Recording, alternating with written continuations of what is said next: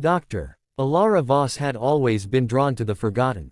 While her colleagues chased fame in the sands of Egypt or the ruins of Machu Picchu, she preferred the damp, overgrown places where history hid beneath layers of moss and time. At 32, she was one of the youngest tenured archaeologists at the University of London, but her obsession with a lost civilization known only as the Alindari had earned her more ridicule than respect. The Alindari were mentioned in scattered medieval texts, a people who supposedly vanished overnight around 800 AD, leaving behind no bodies, no artifacts, only cryptic warnings about the whisper that devours. Alara's breakthrough came from an old map she'd found in a forgotten archive in Prague. It pointed to a dense forest in the remote Carpathian Mountains, far from any known settlement. Funding was non-existent, her department called it a wild goose chase. So she went alone, with a backpack, a tent, and a stubborn determination that bordered on madness. After 3 days of hiking through impenetrable woods, battling rain and mud, she found it. The ruins emerged from the mist like a dream half-remembered. Massive stone arches, carved with intricate symbols that glowed faintly blue in the twilight, stood entwined with vines and roots. The structure was unlike anything she'd seen, no Roman straight lines, no Gothic arches. It was organic, flowing, as if the stones had grown rather than been built. Alara's heart raced as she stepped through the main archway. The air grew thicker, charged with an unnatural silence. Birds didn't sing here. Even the wind seemed to hold its breath. She set up her flashlight and began photographing the walls. The symbols pulsed subtly, almost like a heartbeat. As she traced one with her finger, a low hum filled the air. Not a sound exactly, more like a vibration in her bones. Then she heard it. A whisper. At first, she thought it was the wind. But the words were clear, in a language she didn't know yet somehow understood. "Seeker, you have come." Alara froze. She spun around, flashlight beam cutting through the gloom. Nothing. No one. "Hello," she called, her voice echoing strangely. The whisper returned, louder, from all directions. "The gate awakens. The balance shifts." She should have left then. Any rational person would have.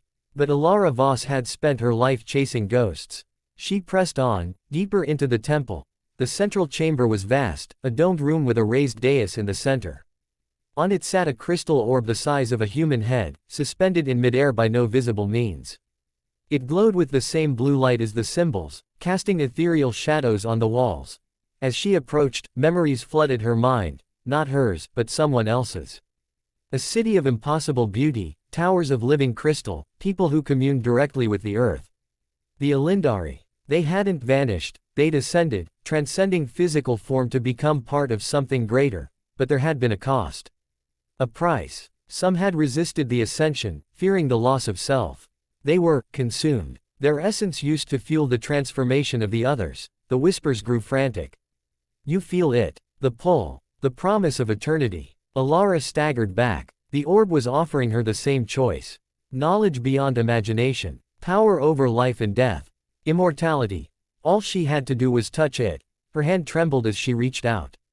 In her mind, she saw her life. Lonely nights in dusty libraries, colleagues who mocked her theories, a mother who died never understanding her daughter's obsession.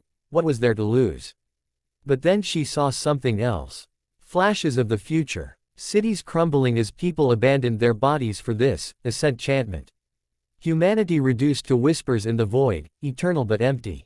The Alindari hadn't ascended, they'd committed collective suicide, mistaking oblivion for transcendence. "Lies," the whispers hissed. "The resistance spreads fear. Join us. Be whole." Alara pulled her hand back as if burned. "No," she said firmly. "You're not offering eternity. You're offering escape. And some things are worth staying for, even if they're imperfect." The chamber shook. The whispers became screams, thousands of voices pleading, threatening, bargaining. The orb pulsed angrily, its light turning red. She ran. The temple seemed to fight her escape. Vines whipped at her legs, stones shifted underfoot. The whispers followed, burrowing into her mind like worms. "You cannot leave. You know too much. We will find you. You will beg to return." She burst out of the temple into the night, gasping for air. Behind her, the ruins seemed to sink into the earth, the glowing symbols fading like dying embers.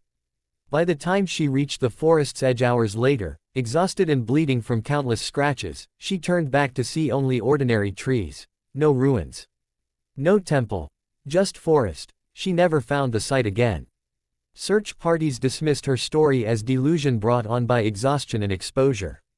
Her career was ruined, she was quietly asked to resign from the university. But Alara didn't mind. Some nights, when the wind howled through her small London flat, she still heard the whispers. Faint now, like a radio station barely tuned. They never stopped trying to convince her. And she never stopped resisting, because some secrets are worth carrying alone. Some truths are better buried. And some whispers, no matter how